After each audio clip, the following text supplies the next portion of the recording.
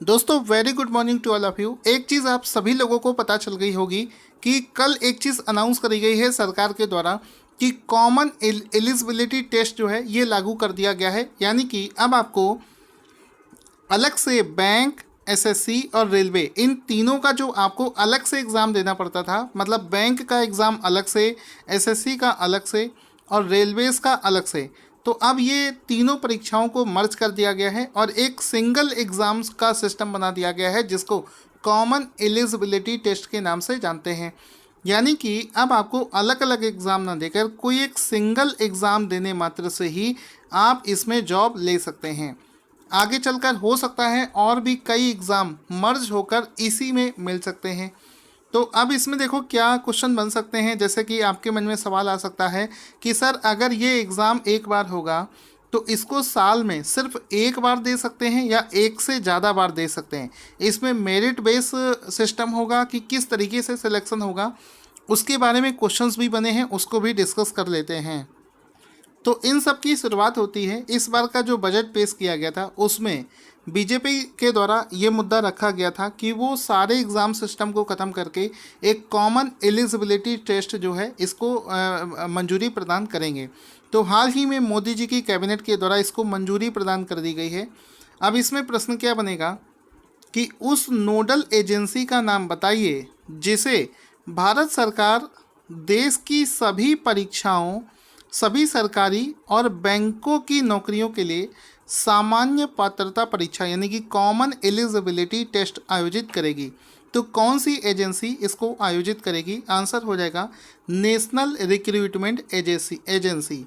तो एनआरए नाम से एक एजेंसी बनाई जाएगी जिसका नाम है नेशनल रिक्रूटमेंट एजेंसी, जो कि पूरे भारत के अंदर में कॉमन एलिजिबिलिटी टेस्ट जो है कंडक्ट करवाएगी। तो ऑप्शन नंबर डी इसका राइट आंसर हो जाएगा। इसमें आप देख सकते हैं कि जो कॉमन एलिजिबिलिटी टेस्ट होगा इसमें आपका रेलवेज़ की वैकेंसीज आ जाएंगी, एसएससी की वैकेंसीज होंगी और आईबीपीएस बैंकिंग की एजेंसी आ जाएंगी। नेशनल रिक्रूटमेंट एजेंसी के द्वारा इस टेस्ट को कंडक्ट किया जाएगा। अब इससे होगा क्या? आपका फ़ायदा है। फ़ायदा इस तरीके से कि आपको बार बार, जिन बच्चों के पास में पैसे नहीं होते हैं बार बार फॉर्म डालने के लिए, उनको प्रॉब्लम नहीं होगी। एक बार एक फॉर्म भरेंगे और सभी एग्ज़ाम्स के लिए वैलिड माना जाएगा। लेकिन एक सवाल आता है कि सर अगर हम लोग बैंक, एसएससी और रेलवे का एग्ज़ाम अलग से देते हैं तो हमारे पास में ऑप्शन होता है कि अगर हमारा मान लो एक पेपर ख़राब हो गया तो हमें चांसेस होते हैं कि दूसरा और तीसरा में से कोई तो सही कर सकते हैं। तो क्या ये जो टेस्ट है साल में एक बार होगा या 2 साल में एक बार दे पाएंगे? इसका आंसर क्या है? तो कॉमन एलिजिबिलिटी टेस्ट जो है इस परीक्षा का आयोजन साल में कितनी बार किया जाएगा? तो आंसर हो जाएगा इस परीक्षा का आयोजन साल में 2 बार किया जाएगा। तो ऑप्शन नंबर बी सही हो जाएगा कि कॉमन एलिजिबिलिटी टेस्ट का आयोजन साल में 2 बार किया जाएगा। तो ऑप्शन नंबर बी इसका राइट आंसर हो जाएगा। फिर इसमें सवाल आता है कि जब एक बार हमने एग्ज़ाम दे दिया तो उसके बाद में सिलेक्शन किस तरीके से होगा? तो प्रश्न बनेगा कि कॉमन एलिजिबिलिटी टेस्ट परीक्षा में सफल उम्मीदवारों की जो मेरिट लिस्ट है वो तैयार करी जाएगी। यह लिस्ट कितने साल तक, वर्ष तक मान्य रहेगी? यानी कि जब आप एग्ज़ाम दोगे तो आपके मार्क्स के आधार पर आपका एक मेरिट लिस्ट बनाया जाएगा। उसमें मेरिट में जिसका नाम पहले होगा उसको पहले जॉब मिलेगी। तो ये जो मेरिट लिस्ट होगी ये कितने साल तक वैलिड मानी जाएगी? तो आंसर हो जाएगा इसको 3 साल के लिए वैलिड माना जाएगा। तो ऑप्शन नंबर सी इसका राइट आंसर हो जाएगा कि कॉमन एलिजिबिलिटी टेस्ट के दौरान जब आपका जो स्कोर आएगा उसमें आपका जो मेरिट तैयार होगी ये अगले 3 साल के लिए आपका वैलिड रहेगा। उस दौरान अगर कोई वैकेंसी आती है तो आप उसमें अप्लाई कर सकते हैं। यहाँ पर एक चीज़ सवाल और आता है कि सर मान लीजिए कि अगर किसी ने एग्ज़ाम दिया और उसका जो स्कोर आ गया 3 साल के लिए वैलिड है, लेकिन उसको लग रहा है कि वो मेरिट में काफ़ी पीछे है और वो अपना स्कोर इम्प्रूव करना चाहता है, तो वो क्या करेगा?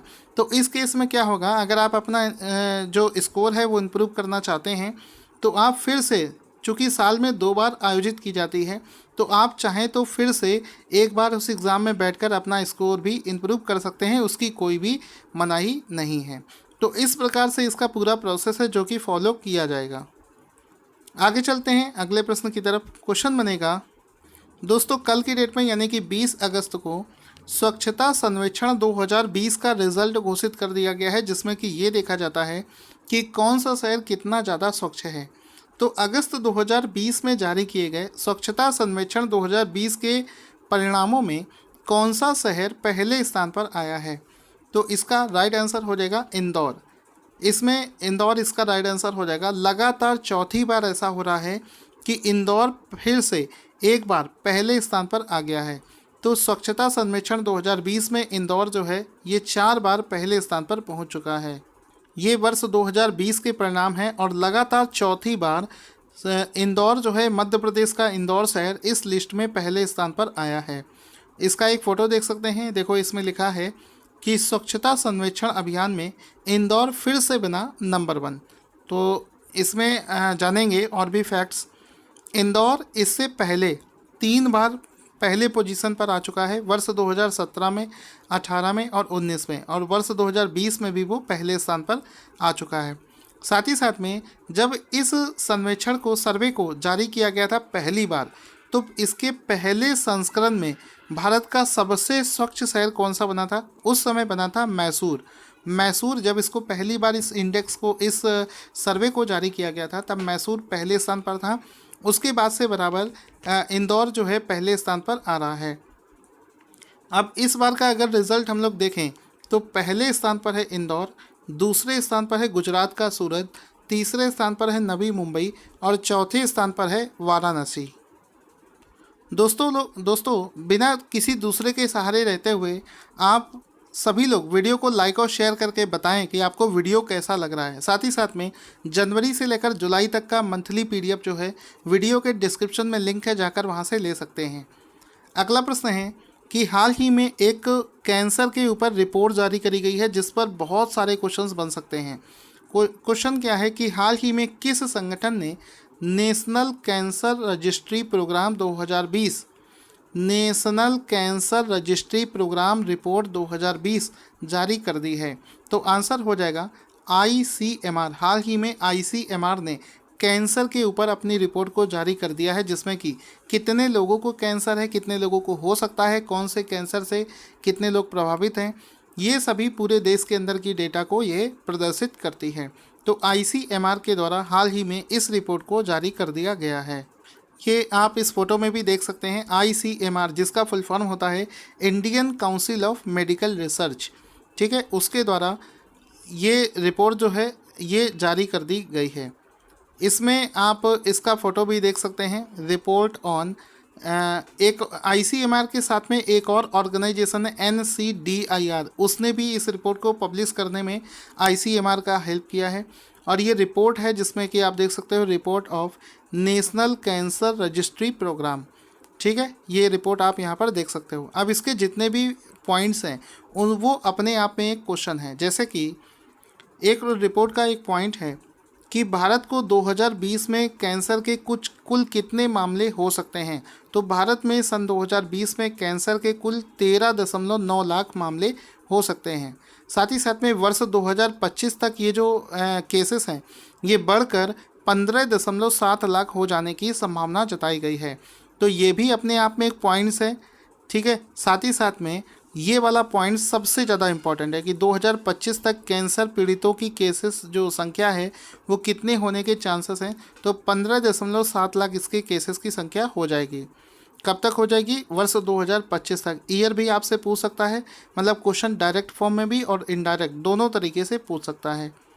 फिर इसमें प्रश्न बनेगा कि यही जो रिपोर्ट है नेशनल कैंसर रजिस्ट्री प्रोग्राम 2020 के अनुसार वर्ष 2020 में तम्बाकू से संबंधित कैंसर मामले में भारत के कुल कैंसर का कितने प्रतिशत होगा? यानी कि पूरे भारत में जितने भी प्रकार के कैंसर होते हैं उनमें से तम्बाकू से होने वाला जो प्रतिशत है वो कितना है?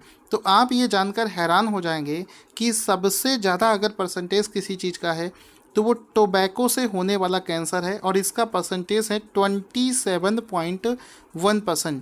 एग्ज़ाम में इसके पूछे जाने के चांसेस बहुत इंपॉर्टेंट है, बहुत ज़्यादा है कि तम्बाकू से होने वाला जो कैंसर है इसका परसेंटेज है 27.1% इस रिपोर्ट के अनुसार, जो कि सबसे ज़्यादा है। तो यहाँ पर अगर टोटल कैंसर के केसेस देखें तो उनमें से सबसे ज़्यादा अगर कोई कैंसर होने के चांसेस हैं तो वो टोबैको कैंसर है पहले स्थान पर 27.1%।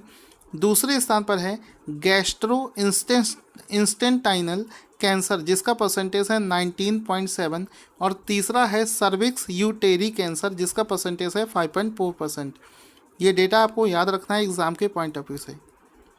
अब इसी रिपोर्ट में यानी कि national cancer registry programme report 2020 के अनुसार अगले 5 वर्षों में भारत में कैंसर के कुल केसेस जो हैं ये कितने प्रतिशत बढ़ सकते हैं। तो इस रिपोर्ट का एक एस्टीमेट माने तो ये केसेस जो हैं ये 12% तक बढ़ सकते हैं, यानी कि अगले 5 सालों में कैंसर के जो कुल केसेस हैं ये 12% से बढ़ने की उम्मीद जताई गई है। तो ऑप्शन नंबर ए इसका राइट आंसर हो जाएगा। जैसा कि मैं आपको पहले भी बता चुका था कि वर्ष 2025 तक भारत में लगभग 1.5 मिलियन लोग इस बीमारी से पीड़ित होने का अनुमान लगाया गया है।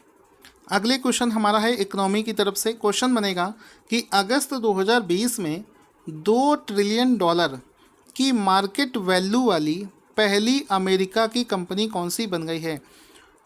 तो आंसर हो जाएगा ऑप्शन नंबर ए एप्पल। जो आईफोन बनाने वाली कंपनी है आईफोन, तो आईफोन बनाने वाली कंपनी जो एप्पल है वो अमेरिका की पहली कंपनी बन गई है अगस्त 2020 में जिसने 2 ट्रिलियन का मार्केट वैल्यू अचीव कर लिया है। तो एप्पल इसका राइट आंसर हो जाएगा। इसमें आप देख सकते हैं 2 ट्रिलियन मार्केट कैप एप्पल, जिसका लोगो ये कटा हुआ एप्पल। इसके प्रोडक्ट आप जानते हैं बहुत महंगे आते हैं। तो इसके बारे में कुछ और भी फैक्ट्स जानते हैं कि ये जो कंपनी है ये वर्ष 2018 में $1 ट्रिलियन मार्केट कैप पर पहुंच गई थी। तो आप ये समझिए कि जब से ये कंपनी बनी है लगभग 30 साल से ज़्यादा हो गए हैं, इसको 30 साल से ज़्यादा लगे $1 ट्रिलियन पहुंचने के लिए, और 18 की बात में मात्र 2 साल और ऐड कर दो वर्ष 2020, और मात्र 2 सालों के अंदर में इसने 1 ट्रिलियन और अचीव कर लिया। यानी कि 30 से ज़्यादा सालों में 1 ट्रिलियन पहुंची थी और मात्र 2 सालों में एक्स्ट्रा 1 ट्रिलियन इसने अचीव कर लिया, तभी ये 2 ट्रिलियन की मार्केट कैप वाली कंपनी बन गई है।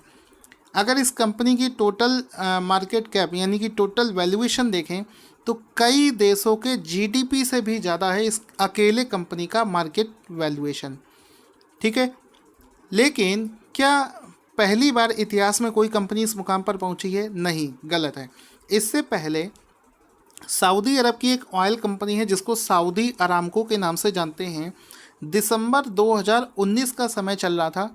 ये कंपनी पहले किसी भी शेयर मार्केट में इंडेक्स नहीं थी, लेकिन जब इसने इसको लॉन्च किया शेयर मार्केट में अपने आप को, उसी समय ही दिसंबर 2019 में पहली ऐसी कंपनी बनी थी पूरी दुनिया की जिसने 2 ट्रिलियन का मार्केट वैल्यू अचीव कर लिया था।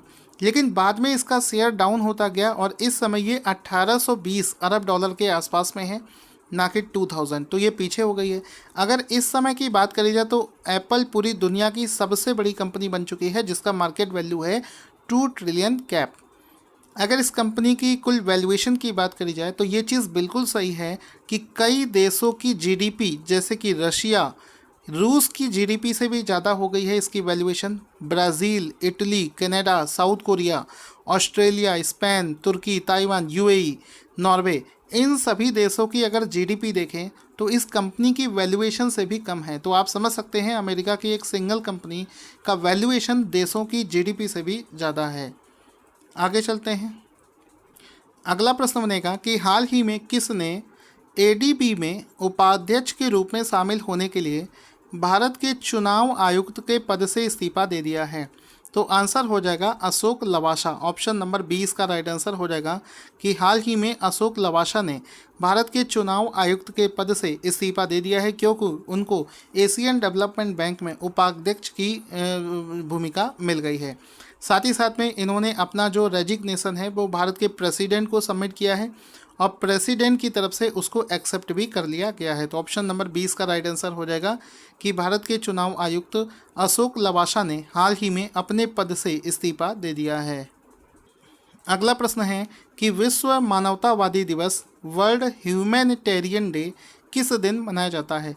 तो प्रत्येक वर्ष 19 अगस्त को, एवरी ईयर 19 अगस्त को वर्ल्ड ह्यूमैनिटेरियन डे सेलिब्रेट किया जाता है। ऑप्शन नंबर 20 का राइट आंसर हो जाएगा। इसमें आप देख सकते हैं वर्ल्ड ह्यूमैनिटेरियन डे प्रत्येक वर्ष 19 अगस्त को मनाया जाता है। इस बार ये जो इसका दिवस है इसका 11वां संस्करण मनाया गया है। हालांकि ये चीज़ पूछता नहीं है, सिर्फ आपको डेट पता होना चाहिए। चूँकि यूनाइटेड नेशन की तरफ से इसको मनाया जाता है, तो यूएन का जो हेडक्वार्टर है न्यूयॉर्क में है। इसके सेक्रेटरी जनरल इस समय एंटोनियो ग्यूटेरस। दोस्तों ये था आज का करंट अफेयर्स। अगर आपको पसंद आया हो तो हमें आप लाइक और शेयर करके बता सकते हैं। साथ ही साथ में आज करंट अफेयर्स के वन लाइनर का रिवीजन नहीं करेंगे। वन लाइनर करंट अफेयर्स को कुछ जीके के साथ में, मतलब करंट अफेयर्स का वन लाइनर प्लस कुछ जीके के क्वेश्चंस मिलाकर हम एक अलग से सीरीज शुरू कर रहे हैं, वहाँ पर आपको मिलेगा। आज हम एक प्रश्न आपसे पूछ रहे हैं। पुराना प्रश्न है कि किस राज्य के मीठे पकवान जिसका नाम है खाजे और मसालेदार हरमल मिर्चा और मिंदोली केला, मोयरा केला जिसको बोलते हैं, उसको जीआई टैग प्रदान कर दिया गया है। तो अगर आप लोगों को इसका आंसर पता है कमेंट बॉक्स में बताइएगा। और अलग से एक वन लाइनर करंट अफेयर्स की सीरीज़ शुरू कर रहे हैं, जिसका लिंक इस वीडियो के जिसको आप चैनल पर जाकर देख सकते हैं, वहाँ पर उसको देखेंगे रेगुलर बेसिस पर, क्योंकि उसमें कुछ स्टैटिक जीके के भी क्वेश्चंस इंक्लूड कर रहे हैं आप लोगों की रिक्वेस्ट पर। तो उसको ज़रूर फॉलो करिएगा। Thank you for watching this video.